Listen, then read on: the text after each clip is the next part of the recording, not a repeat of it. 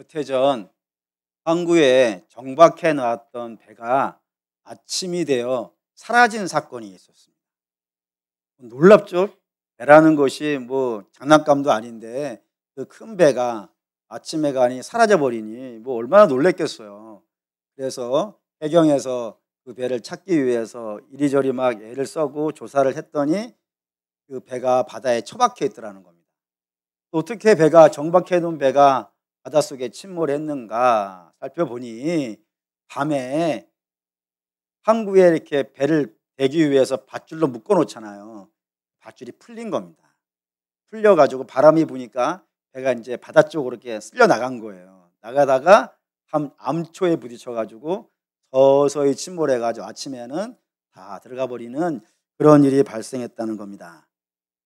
그래서 굉장히 큰 재산상의 손실을 받게 됐죠.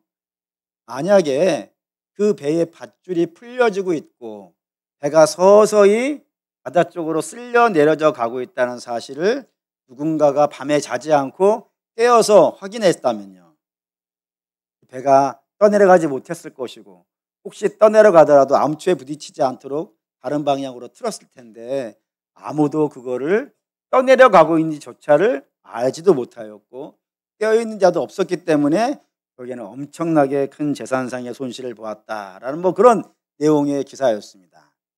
근데 이 기사를 읽으면서 마음에 이게 남일 같지가 않은 겁니다. 우리 신앙도 이와 비슷한 생각들이 좀 들어가는 거예요. 아무도 모르는 사이에, 나도 감지하지 못하는 사이에 내가 주님으로부터 멀어지고 있는 겁니다. 그런 일이 있을 수 있잖아요. 그런 상황에 이 일이 해당이 되어지기 때문에 우리가 주목하셔야 되는 내용이 된다 이겁니다. 그러기 위해서 11절을 좀 볼까요? 읽겠습니다. 또한 깰 때가 벌써 되었으니 이는 이제 우리의 구원이 처음 믿을 때보다 가까웠습니다. 자다가 깰 때라는 표현이 등장하는데 나눠서 봐야 됩니다. 우선 잔다라는 것은 육체의 잠을 의미하지 않습니다. 여기서 잔다는 것은 영적으로 굉장히 느슨한 상태 말합니다. 좀 전에 말씀드린 거로 말씀드린다면 항구에 배를 댔는데 그 배가 막 급작스럽게 떠나간 거 아니잖아요. 서서히 밧줄이 풀렸을 것이고 바람에 의해서 나가는 거니까 서서히 흘러가고 있어서 그 배 안에 있는 아무도 감지하지 못하는 그런 상황이 오듯이 우리가 하나님에게서 멀어지고 있는 거예요. 근데 그 멀어지고 있는 걸 못 느끼고 있는 겁니다. 아무도 감지하지 못하고 있고 별 감각이 없는 상태, 내가 그냥 잘 있지라고 한번 생각하면서 흘러가고 있는 상태를 성경은 잔다라 그런다 이겁니다. 근데 그런 자는 상태가 되어지면 매우 위험한 거예요. 암초를 만날 수 있으니까. 그러니 자지 말고 어떻게 하라고요? 깨어야 된다고. 여기서 깬다는 말은 당연히 각성을 의미합니다. 정신 바짝 차리라고. 바람 분다고. 밧줄 풀린다고. 정신 바짝 차려야 된다고 라고 이야기하는 겁니다. 그런데 이런 깰 때라고 하는 단어가 성경에는 굉장히 많이 나옵니다. 예를 들어서 예수님도 이 표현을 즐겨 쓰시거든요. 한번 볼까요? 마가복음 13장 33절 읽겠습니다. 주의하라, 깨어있으라, 그때가 언제인지 알지 못합니다. 주가 쓰시는 단어예요. 여기만 쓰시느냐? 아닙니다. 37절 얼마 지나지 않아 또 나옵니다. 읽죠? 깨어있으라, 내가 너희에게 말하는 이 말은 모든 사람에게 하는 말이니라 하시니라. 여기만 있지 않아요? 다른 데도 있는데 오늘 두 개만 갖고 왔어요. 예수님이 하신 거예요. 바울도 이야기를 많이 해요. 바울로 볼까요? 고린도전서 15장 34절 읽겠습니다. 깨어 의를 행하고 죄를 짓지 말라. 하나님을 알지 못하는 자가 있기로 내가 너희를 부끄럽게 하기 위하여 말하노라. 바울도 말하고요. 여기만 있느냐? 하나만 더 봅시다. 에베소 5장 14절 읽겠습니다. 그러므로 잠자는 자여 깨어서 죽은 자들 가운데에서 일어나라. 그리스도께서 너희에게 비추시니라 하셨느니라. 바울이 이걸 깨어있으라는 말을 가장 많이 쓴 사람으로 되어 있습니다. 바울만 쓰느냐? 베드로도 씁니다. 베드로 후서 1장 5절 읽겠습니다. 그러므로 더욱 힘써 너희 믿음의 덕을 더해지시고. 여기 힘써라는 단어가 그거예요. 정신 바짝 차려야 돼. 정신 바짝 차리고 자칫 잘못하면 쓸려가. 그러니 정신 바짝 차리고 여기에 나아가야 돼라고 이야기하고 있다 이겁니다. 이런 식으로 깨어있으라는 말을 주님도 바울도 베드로도 그러니까 성경 전체적으로 막 이야기를 하는 거예요. 이렇게 부지런히 열심히 말하는 이유가 뭐겠습니까? 이런 일이 자는 경우가요, 많아서 그래요. 그리고 그렇게 영적으로 자버리면 매우 위험한 상태가 되어진다 이겁니다. 어느 면에서 위험하냐면 두 가지라고 되어 있어요. 성경은 이 세상을 뭐라 얘기하느냐? 세월이 악하다라고 한단 말이에요. 세월이 악하다라는 것은 이 세상에는 죄가 있고 그 죄가 자꾸 우리를 유혹해서 영적인 잠을 자게 하는 겁니다. 영적인 잠을 자게 되어지면 성도의 삶이 굉장히 무력해져요. 자는 자체가 이미 무력한 것 아니겠어요? 굉장히 무력해요. 성도라는 말이죠, 무력하지 않습니다. 굉장히 강력해요. 세상을 막 뒤집어 놨던 것들은 거의 다 예수 그리스도를 믿는 믿음의 사람들이었어요. AD, BC 이렇게 세 개를 나눠버린 게 신앙 아니겠습니까? 그런 식으로 믿음이라는 건 세상을 변혁시키고 세상을 새롭게 하고 거룩함으로 나가게 하는 그런 힘이 있는데, 성도들이 이 세월 속에서 영적인 잠을 자버리고, 영적인 잠을 자버리면 파수꾼들이 다 자는 거 아니겠어요? 파수꾼들이 자고 배를 지켜야 되는 들이 다 자버리고 있으면 그 세상에 있는 배가 어떻게 되겠습니까?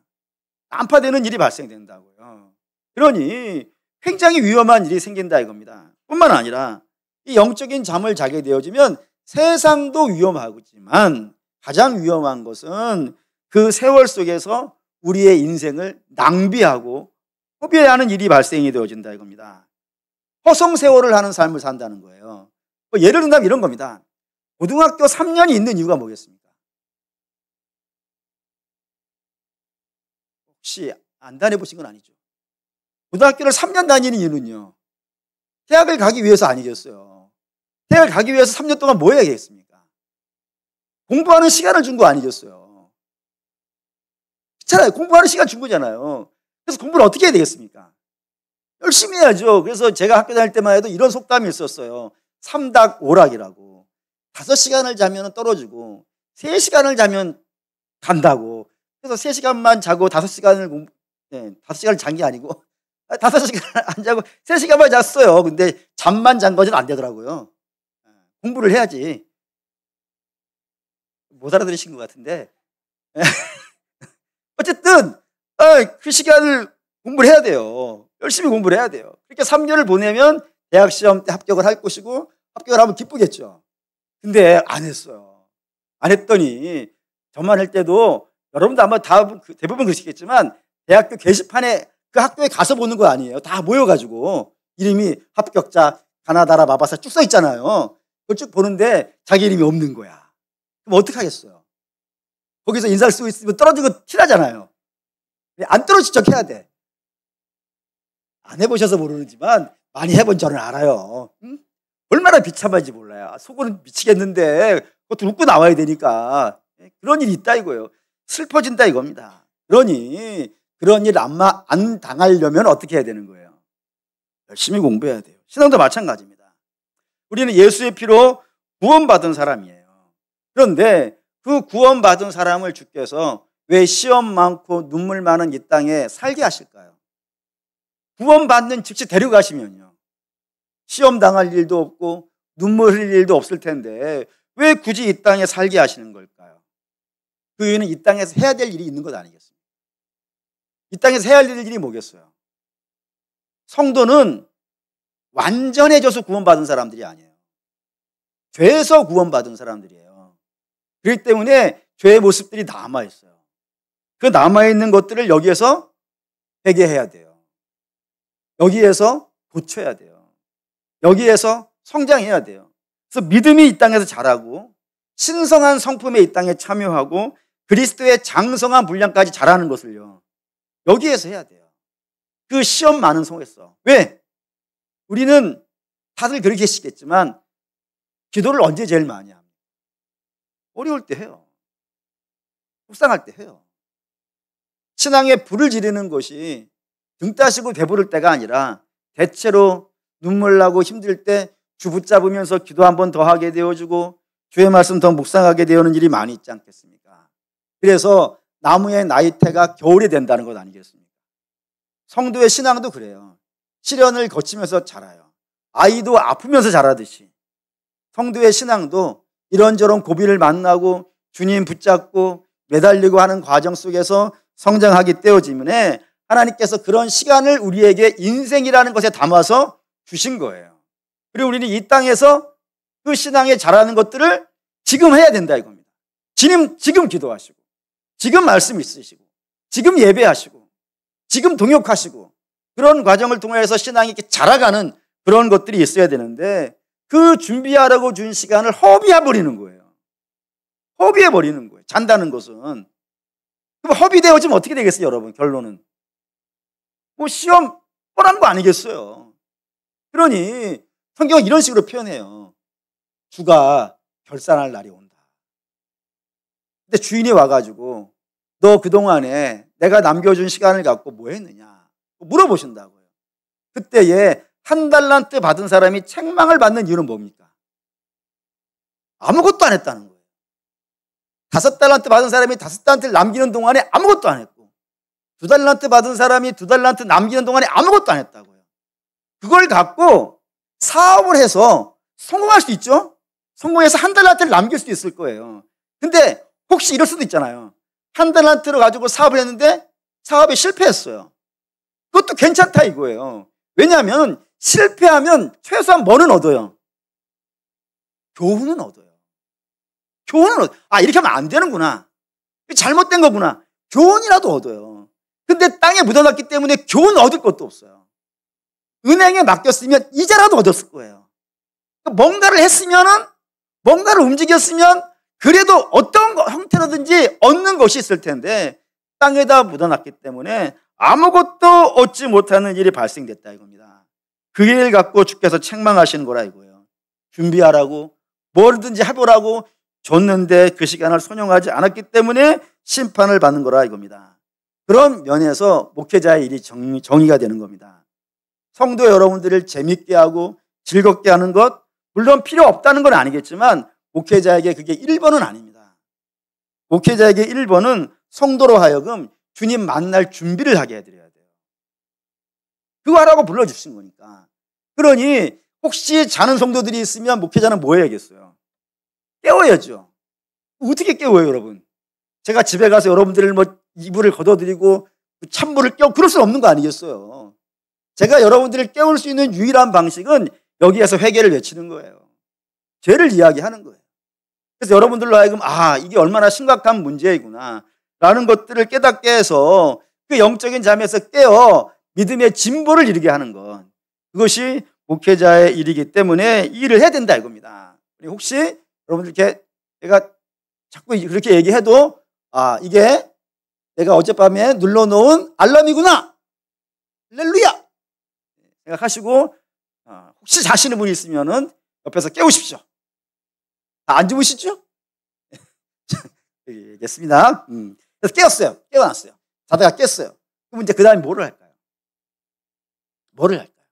여러분, 잔다는 것과 깨어있는다는 것은 분명한 차이가 있습니다. 잔다는 것과 깨어있는 것의 차이는 뭘까요, 여러분? 뭐 어려운 거 없습니다. 자는 사람은 아무것도 안 합니다. 깨어있는 사람은요, 뭘 하겠지? 그렇지 않겠어요? 그러니까 자는 사람은 아무것도 안 하고 깨어있는 사람은 뭐를 해요? 그럼 뭐를 하냐 이거예요, 뭐를. 성경이 이렇게 얘기해요. 어둠의 일을 벗고 빛의 갑옷을 입어야 된다고. 근데 어둠의 일을 벗고 빛의 갑옷을 입기 전에 먼저 해야 되는 게 있어요. 그보다 더 먼저 해야 되는 게 있어요. 뭐 이런 얘기 해볼까요? 여러분들이 식당에 갔어요. 자주 했다는 거니까 뭐 또 합시다. 식당에 갔어요. 제일 먼저 뭐를 해야 돼요? 주문 안 받아줍니다. 자리를 잡아야지. 의자 대기표 안 받아 보셨어요? 유명한 맛집에 가면은 가자마자 주문하려고 하면 대기수 줄 서세요 그러잖아요. 간혹은 좋은 식당을 가셔서 대기표도 받아보시고 기다려보기도 하셔야 돼요. 주문 못 받아요. 주문하기 전에 자리를 잡아야 돼요. 마찬가지로 어둠의 일을 벗고 빛의 갑옷을 입기 위해서 먼저 해야 되는 게 있다 이겁니다. 뭐를 먼저 할까요? 내가 어둠의 일을 입고 있는지 혹시 내가 빛의 갑옷을 벗고 있지는 않은지 뭐 해야겠어요? 점검해야 돼요. 이게 먼저예요, 여러분. 반드시 이걸 먼저 해야 돼요. 여기서 조심하셔야 될 게 있어요. 옛날에라는 말은 통용되지 않습니다. 옛날에 내가 새벽기도 많이 했는데, 내가 옛날에는 열심히 특심이어서 하늘의 해와 별과 달을 따왔는데, 내가 옛날에는 거룩한 삶을 살았는데 아무 의미가 없습니다. 만나의 법칙을 아시죠? 만나의 법칙은 어제의 만나로는 오늘을 살 수 없습니다. 반드시 만나는 그날 거둬야 되는 거예요. 신앙도 마찬가지입니다. 옛날의 신앙으로 살 수 없어요. 신앙은 아예 그냥 찬송가 이렇게 되어 있어요. 내가 매일 십자가 앞에 더 가까이 가오니. 1부 때보다 잘 불렀어요. 여러분 감동이 없으면 안 돼요. 신앙은 십자가 앞으로 가야 되는 거예요. 얼마만큼 가야 돼요? 매일 가는 거예요. 신앙은 매일이에요. 매일매일 주님과 한 걸음 한 걸음 동행하는 삶이 되어줘야 된다 이겁니다. 그래서 사도 바울이 그것 때문에 이런 권면을 했어요. 고린도후서 13장 5절 읽겠습니다. 너희 믿음 안에 있는가? 너희 자신을 시험하고 너희 자신을 확증하라. 예수 그리스도께서 너희 안에 계신 줄을 너희가 스스로 알지 못하느냐? 그렇지 않으면 너희는 버림받은 자니라. 너희 믿음 시험해야 돼. 여러분 이게 시험하라 그러니까 이걸 오해하셔가지고 그러면 내가 구원 못 받았다는 말입니까? 내가 하나님의 자녀가 아니라는 말입니까? 이렇게 오해하시는 분이 있는데, 시험을 안 하는 것은 너희가 오히려 버림받은 자라는 거예요. 이거 철학자로 얘기해 봅시다. 소크라테스가 한 말, 우리가 이건 알죠. 너 자신을 알라. 너 자신을 알라는 것은 네가 못났다는 걸 알고 떠나라는 거예요? 아니면 네가 지금 모르니까 어떻게 하라는 거예요? 배우라는 거예요.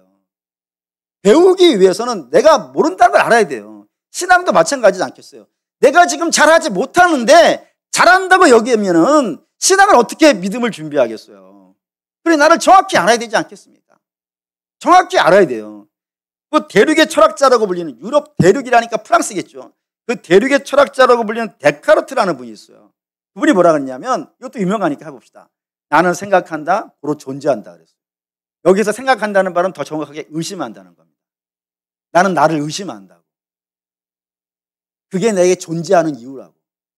왜? 여러분, 의심은 산 자가 하는 거예요. 죽은 자는 의심하지 않아요. 죽은 자는 생각하지 않아요. 살아있는 자가 생각을 하고 의심을 해요. 그런 관점에서 본다면 내가 하나님의 은혜 아래에 있는지, 내가 정말 신자인지 이거를 의심하고 이거를 생각해 보는 것은 불신자는 안 해요, 여러분. 불신자가 누가 이걸 하겠습니까? 누가 하는 거예요, 이거? 예, 성도가 하는 거예요. 나는 지금 표대를 향해서 가는 사람이에요.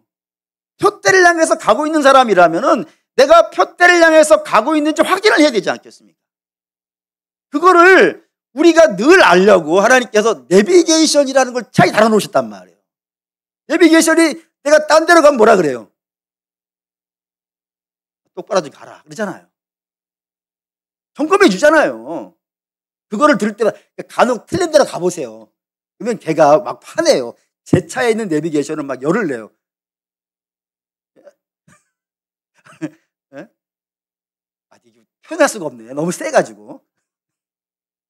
어쨌든 그래. 내비게이션도 이게 내가 틀리는 길 가는지 확인해보고 똑바로 길을 가라 그러는데, 우리가 지금 내비게이션 보다 더 중요한 길을 가고 있는 거 아니겠어요? 내비게이션 가는 길은 왕창 틀렸다가도 다시 돌아올 수 있잖아요. 근데 인생은 돌아올 수가 없어요. 그러니 이게 얼마나 중요한 문제예요.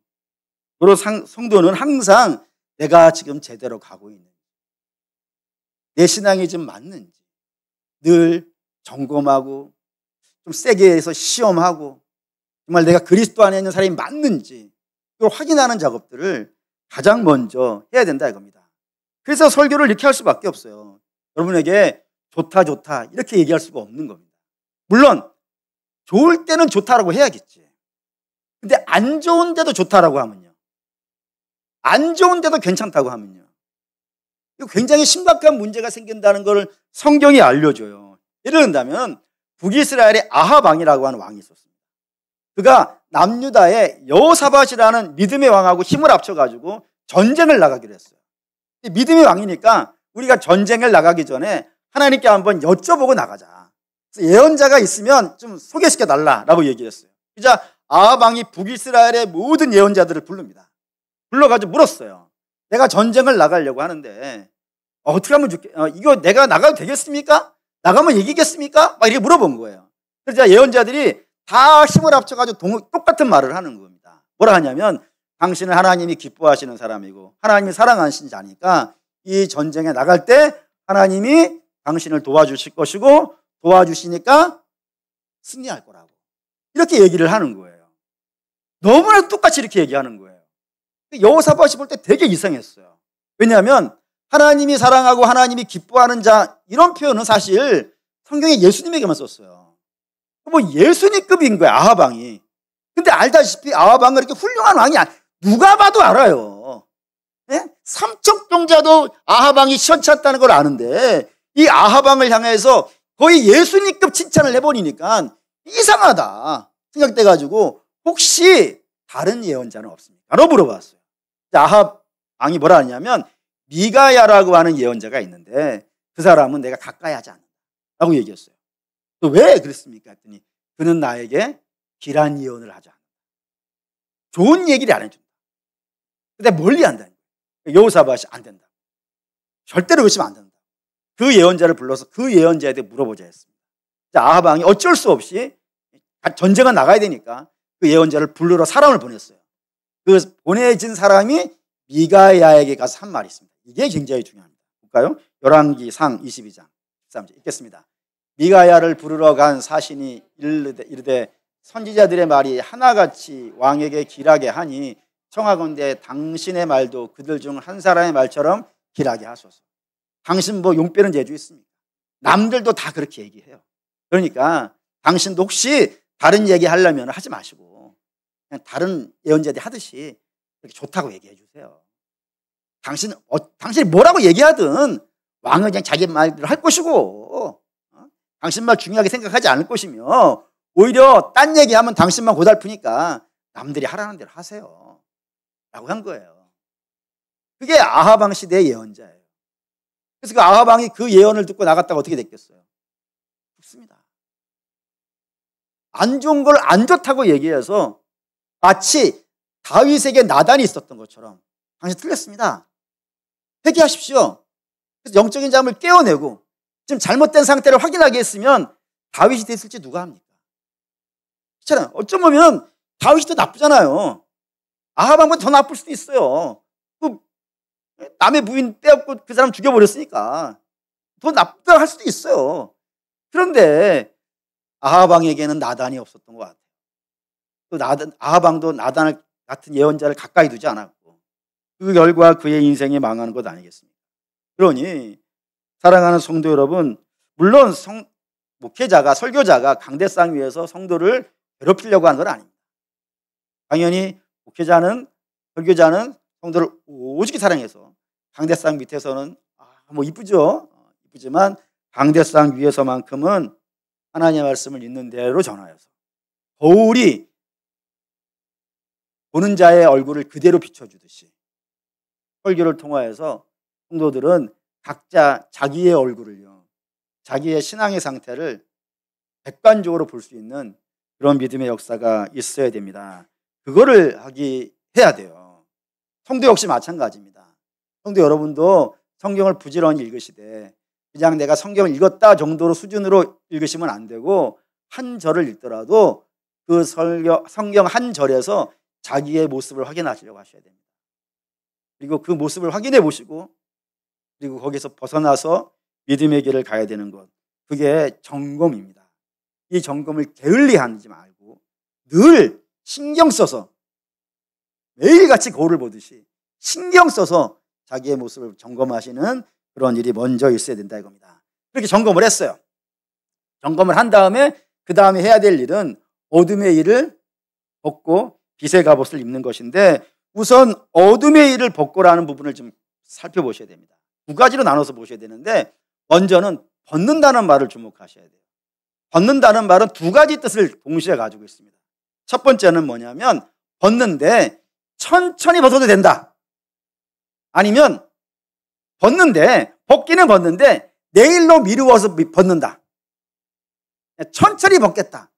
미뤄서 벗겠다. 뭐가 맞을까요? 보기를 두 개를 드렸는데 답을 못 찾으시는 건 여기 없다는 얘기죠. 여러분이 훌륭한 거야. 답이 없으면 없다 그래야 되는 거예요, 여러분. 벗을 때 어떻게 벗어야 돼요? 단번에 벗어야 돼요. 단번에 벗어야 돼요. 미루면 안 돼요. 두 번째, 벗은 상태를 유지해야 돼요. 벗었다가 다시 입으면 안 되는 거예요. 벗은 상태를 유지해야 돼요. 그걸 저게 벗는다는 의미고, 두 번째 여러분들이 주목하셔야 되는 건 일입니다. 일. 일을 왜 주목하셔야 되냐면 이것 때문입니다. 갈라디아서 5장 19절 보시죠. 읽겠습니다. 육체의 일은 분명하니 곧 음행과 더러운 것과 호색과 이렇게 나갑니다. 여기 음행과 더러운 것과 호색이 오늘 여러분과 읽었던 본문에 등장하는 내용입니다. 그 말인즉슨 어둠의 일과 육체의 일은요 같은 거예요. 목사님 보기에 뭐 틀리겠습니까? 라고 하시겠지만 요거랑 비교하기 위해서요. 5장 22절 읽습니다. 오직 성령의 열매는 사랑과 희락과 화평과 오래 참음과 자비와 양성과 충성이 이렇게 납니다. 이게 성령에는 일이라고 하지 않고 열매라고 썼단 말이에요. 그러니까 육체의 일, 성령의 열매 이렇게 썼어요. 다르게 쓴 거예요. 왜 그렇게 쓰냐면은 본성의 문제이기 때문에 그렇습니다. 예를 들어서 성령의 열매는 어떤 의미냐면 우리가 성령의 열매를 맺기 위해서는 반드시 뭐가 먼저 있어야 되는지 아십니까? 죄에서 거듭나 새로운 피조물이 돼야 돼요. 본성이 바뀌어야 되는 거예요. 새로운 피조물이 돼야 돼요. 새로운 피조물이 되어서 성령이 그 안에 거하는 자들에게만 나와요. 그럼 본성적으로 나와요. 성령이 내가 만들어내는 열매가 아니라 이거예요. 내가 노력해서 만들어내는 것이 아니라 내가 노력해서 만들어내는 열매면 내 열매겠지. 근데 이건 성령의 열매라고 하는 거니까 나무가 예수님이고 가지가 붙는 거예요. 그래서 가지가 붙어서 누구의 열매를 맺는 거예요? 나무의 열매가 나오는 거예요. 그러니까 나무의 일이에요. 성령의 일이에요. 그러니까 본성이 새로운 피조물이 되어졌기 때문에 죄 씻음 받고 거듭나 새로운 피조물이 되어 성령이 함께 거하고 있기 때문에 그의 삶에는 성령의 열매가 성령에 의해서 본성적으로 맺혀져 간다 이겁니다. 그래서 이거는 성령의 열매라 그래요. 그런데 육체의 일은 본성의 문제가 아닌 거예요. 본성의 문제가 아닌 건 뭘로 아냐면은 예수를 안 믿는 불신자들 중에도 음란을 안 하는 사람도 있어요. 음행을 안 하는 사람이 있다니까. 남의 물건을 안 훔치는 사람도 있어요. 폭행을 안 하는 사람도 있어요. 물론 당연히 하는 사람도 있고. 그런데 문제는 예수 믿는 사람들 중에도 그런 사람이 있더라 이거. 물론 그 사람이 정말 예수를 믿는지 안 믿는지는 나중에 주 앞에 가서 좀 확인을 좀 해봐야겠어요. 그런데 다윗도 그런 일을 저지르는 일이 있더라 이거. 바울도 바나바와 싸우는 일이 있더라 이거. 육체의 일이에요. 일이기 때문에 예수 믿는 것과 안 믿는 것의 차이가 없이 발생되어질 수도 있더라 이겁니다. 그렇기 때문에 이런 이야기가 되어져요. 성령의 열매는 막을 자가 없어요. 볼까요? 갈라디아서 5장 23절 읽겠습니다.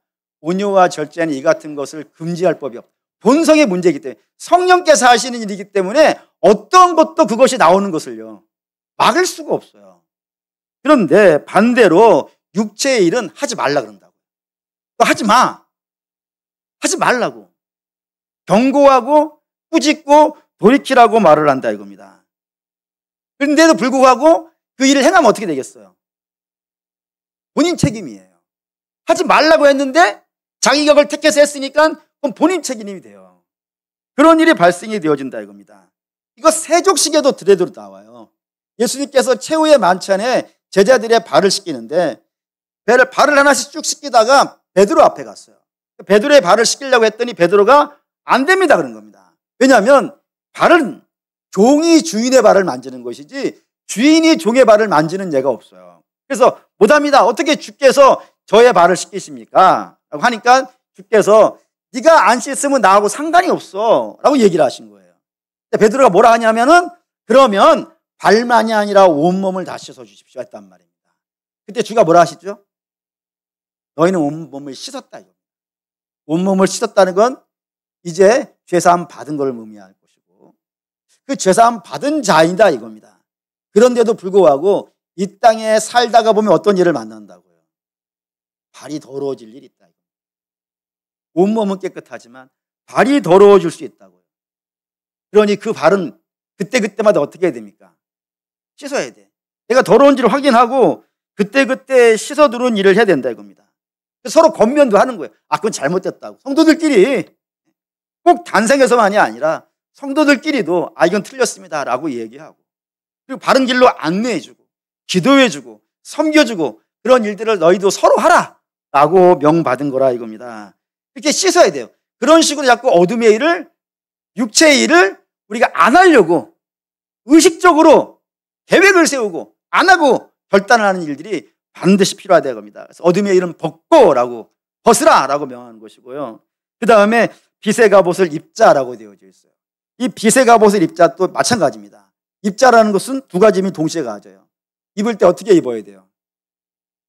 천천히 내일부터 신앙생활 내일부터 할까요, 여러분? 혹시 계획이 나중에 좀 여유 있으면 하시겠습니다? 이거 아니죠? 신앙생활 언제부터 할까요? 네, 지금부터 해야 돼요. 지금부터. 지금 단번에 하는 겁니다. 두 번째, 그 입은 것을 다시 벗으면 안 됩니다. 입은 것을 어떻게 해야 되겠어요? 유지해야 돼요. 그 유지해야 되는 걸 가장 유명한 비유로 주께서 하신 말씀이 떠나간 귀신 이야기입니다. 귀신이 떠났어요. 쫓겨났어요. 그래서 새로운 살터를 찾아서 막 돌아다녔어요. 그런데 내가 살던 살만한 집이 없는 거예요. 그래서 생각하기를 아, 내가 옛날에 살았던 그 집이 너무 좋았는데 한번 거기 구경이나 가보자 해가지고 돌아왔어요. 돌아와서 봤더니 그 집이 토지되어지고 비어있더라는 겁니다. 그래서 저도 예전에 처음 성경을 볼 때는 이게 청소되었다는 것에 너무 관점이 꽂혀 있어가지고 아, 깨끗하면 귀신이 들어오는구나. 그래서 씻지 말자. 갔다가 엄청나게 혼났어요. 그건 씻지 않는 게 포인트가 아니고 뭐가 포인트예요? 비어있다는 거예요. 악한 자가 나갔으면 그 나간 자리에 새 주인이 와 있어야 된다고요. 그 주인이 어떤 주인이 와 있어야 돼요? 귀신보다 센 자가 와 있어야 되지 않겠어요? 왜냐하면 귀신보다 약한 자가 와 있으면 귀신이 들어와서 어떻게 하겠어요? 그 주인을 결박하고 자기가 지배해버리지 않겠어요? 그러니 악한 자보다 더 센 자가 내 안에 들어와 있어야 돼요. 그럼 그 악한 자가 누구겠습니까? 아니, 그 더 센 자가 누구겠어요? 주님이지. 유지되는 거예요. 주와 함께 사는 게 유지가 되어져야 돼요. 그것을 입고 유지한다라고 되어 있습니다. 그러니 성도는 어둠의 일을 벗었으면 이제는 어떤 삶을 살아가야 되냐면 내 안에 주님과 더불어서 동행하는 삶을 살아야 돼요. 그 동행하는 삶을 성경이 이렇게 씁니다. 빌립보 1장 27절 읽겠습니다. 오직 너희는 그리스도의 복음에 합당하게 생활하라. 이는 내가 너희에게 가보나 떠나 있으나 너희에게 한 마음으로 서서 한 뜻으로 복음의 신앙을 위하여 협력하는 것과 있습니다. 너희 구원받은 자라면 이제부터는 복음에 합당한 삶을 살아야 돼. 종교 생활 정도의 문제가 아니에요, 여러분. 제가 이 말씀 드렸다고 해서 아, 그러면 뭐 교회에서 봉사 좀 많이 하라. 당연히 봉사 열심히 하셔야 돼요. 근데 그보다 더 중요한 문제라니까요. 복음에 합당하게 살라. 너희 구원받은 자가 맞다면 복음에 합당하게 살아야 돼. 이제 그게 맞아. 들어가 볼까요? 에베소 6장 13절 읽겠습니다. 그러므로 전신갑주를 취하라. 이는 악한 날에 너희가 능히 대적하고 모든 일을 행한 후에 서기 위함이라 했습니다. 여기에 전신갑주라고 되어 있는 건 전쟁에 나가는 갑옷이에요. 혹시 뭐 벤허라든가 또는 뭐 그 고대 로마 사회가 나오는 그런 드라마, 뭐 영화라든가 뭐 300 뭐 이런 거 있잖아요. 들어보면 로마 사람들이 평소에 입는 토가라는 옷이 있어요. 토가라는 옷은 뭐냐면 그냥 시멘트 푸대자루를 뒤집어 쓰고 이렇게 입고 다니는 거예요. 진짜 치베트 푸대자루는 아니고 이렇게 통으로 짜있는 옷이에요. 잠옷같이 생겼어요. 근데 그것 입고 전쟁을 못하는 것 아니겠습니까? 그건 벗고 전신갑주를 입고. 왜? 성도는 이제부터 뭐 해야 되는 거니까요? 싸워야 돼요. 뭐하고 싸울까요? 죄하고 싸우는 사람. 옛날에는 죄하고 안 싸웠어요. 왜? 죄하고 친구니까. 한 팀 아니겠어요? 그리고 왜 싸우겠어요? 근데 이제는 죄에서부터 분리되어져 나왔으니까 죄가 우리 원수예요. 그 원수하고 싸우려면 여러분 마음을 느슨하게 갖고서는 세월에 흘러가는 대로 내 삶을 방치해서는 그 죄하고 싸울 수가 없어요.